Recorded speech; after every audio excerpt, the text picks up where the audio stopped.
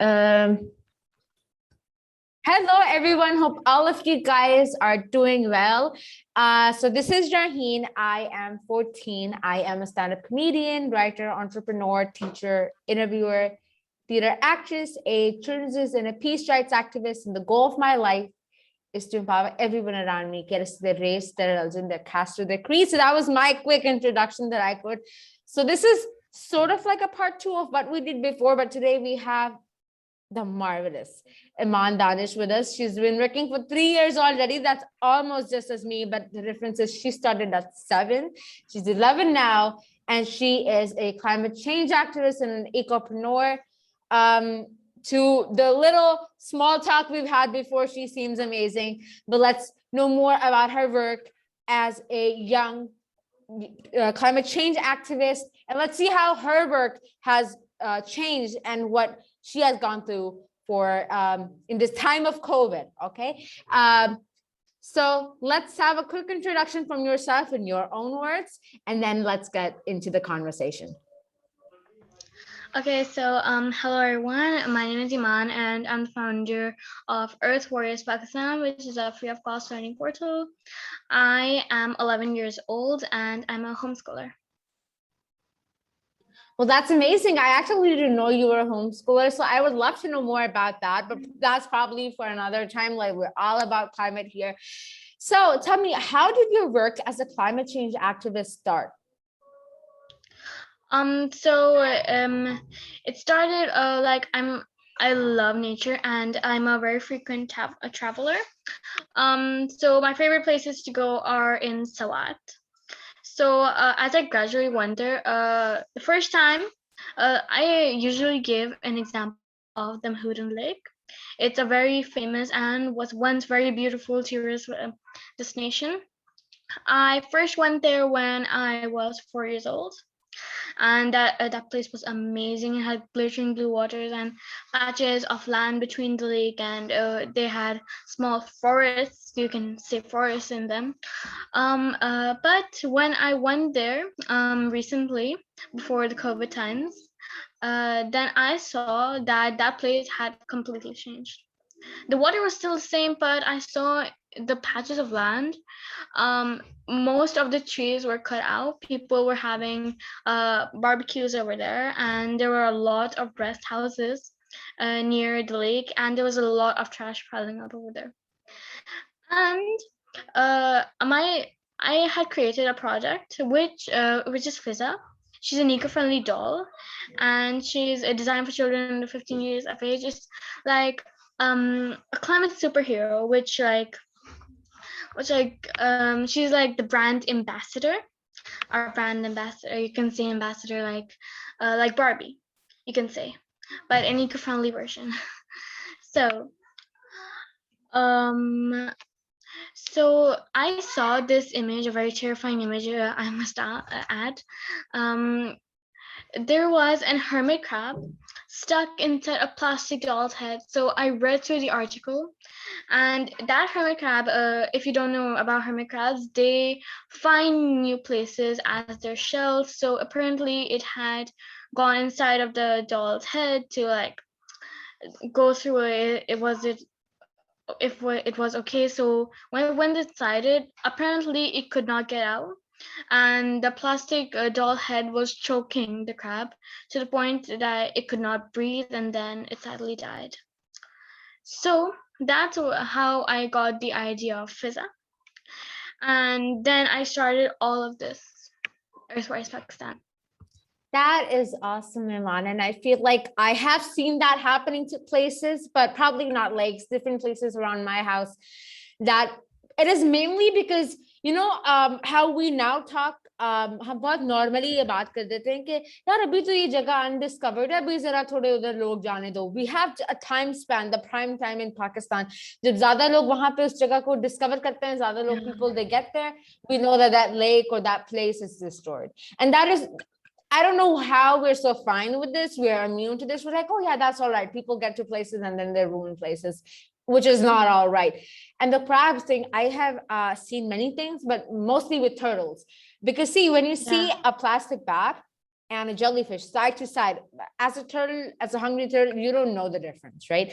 And that makes total sense. So I feel like it's upon us to work for the climate, especially us young children. Now, I have a question.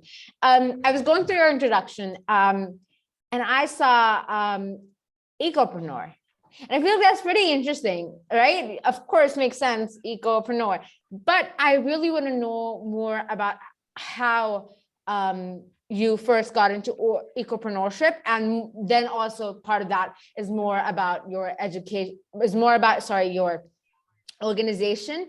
And Fizza is kind of what a mascot is for football teams, if that makes sense. So I got into entrepreneurship when I was 7. I started my first project ever was Eman's Peekaboo. I started off with recycling wood, which was in my father's workshop.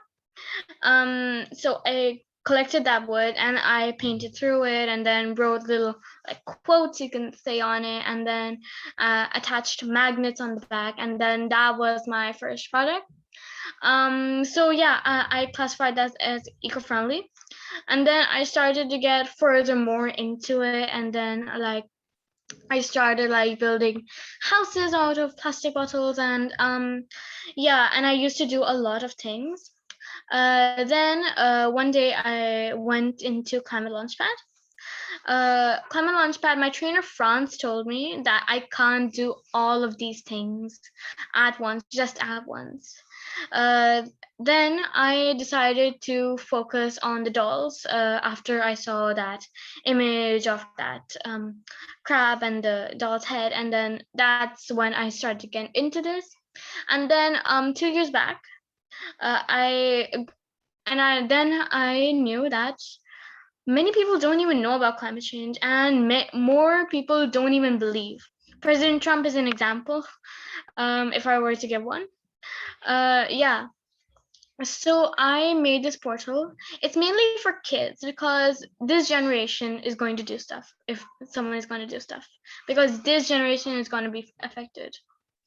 So I made Earthwise Pakistan, a free of cost learning portal, and it's not like those learning portal which you just flick through things and then you're just over with it. I think that's one, very boring, and two, people don't even understand. They're gonna just flick through it, take 4 hours break when they read the title, and then just they're gonna forget about it.